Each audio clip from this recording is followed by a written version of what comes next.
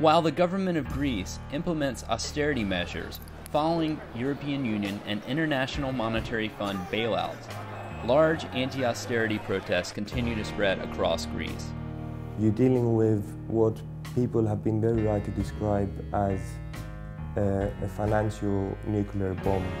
All this economic crisis and all the austerity measures have an impact on every aspect and every person who lives in Greece. In 2009, the unemployment rate was around 8%. A year after Greece began its tough austerity drive, the unemployment rate had risen to 13.9%, with youth unemployment at 35%. On February 23, 2011, a general strike was called by the GSEE and ADEDY, Greece's two largest labor unions, affecting cities across the country. What happened on the February 23rd demonstration is, I think, most people would agree on this, is one of the biggest demonstrations we've seen in Greece. What was very big news was the determination of some people to go beyond this, to go beyond a single day of protest. We had the slogan that we will go to the Constitution Square and we will remain in the Constitution Square. And we managed to do it. For 5 hours, despite the continuous attacks of the police, we remained on the Constitution Square. For the first time, they were not able to disperse the people who are demonstrating. People are very up for having a next time, for having another go at staying at the square and actually holding it. And this is definitely directly influenced by what happened at the Tahrir Square in Egypt, in Cairo, and the rest of the revolts in the Middle East. Of course, the situation of Arab people and the situation of Greek people is not exactly the same. But the example of revolt is an inspiring example. So, of course, a lot of the youth here share a lot of the grievances with the people in North Africa, and of course, not to mention the fact that a lot of people who live here are actually migrants from these very regions. Just in the past week, I guess the biggest news, what many people might have heard about, was the general strike that happened on February 23rd.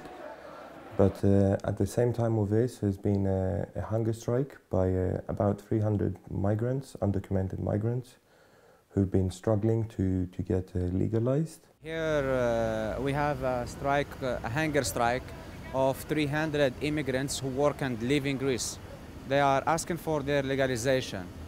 Not just for 300 people who make hunger strike, but also they are making this hunger strike for all of immigrants who work and live in Greece.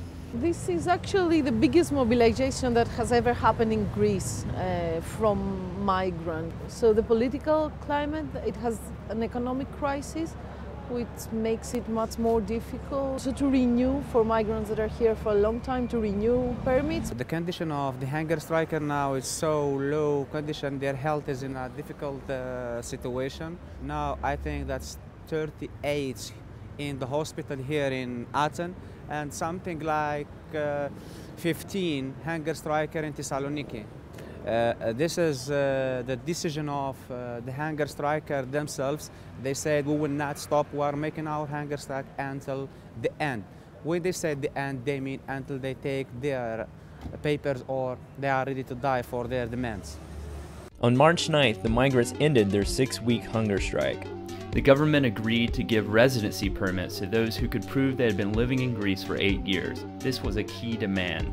Migrants are fighting for their papers, but also Greek people are fighting in several sectors of the economy. A civil disobedience movement called I Won't Pay has spread throughout Greece as people refuse to pay for public transport and highway taxes. 3 years ago, the national highways have been privatized. So we launched this movement that says, I don't pay these illegal companies who have taken hold of our highways.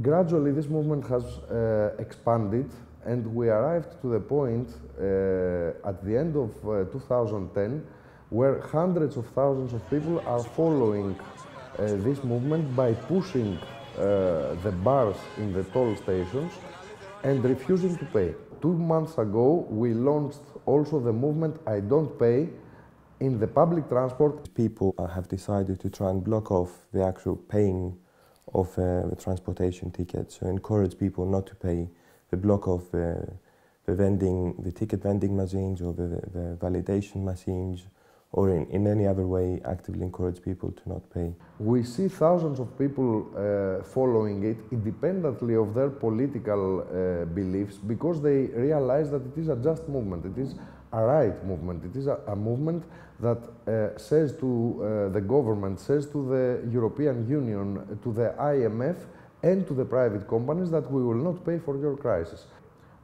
This movement has panicked not only the companies but also the government. The enemy feels the potential of this movement, that it can develop into something higher, into something more radical, and especially it can, as it has proved that until now, it can regroup around this movement a broad range of popular masses. Having someone like the IMF arrive somewhere cannot but affect absolutely everyone. You see that a lot of people and institutions and groups do change in the way that they act. So you might have someone, for example, the police have been very quick to adapt and to act as what people have described them to be the IMF's army. We cannot hope that someone else will come and save us. It is ourselves. The Greek people are in the same mood. They have had enough and they are trying to find a way out.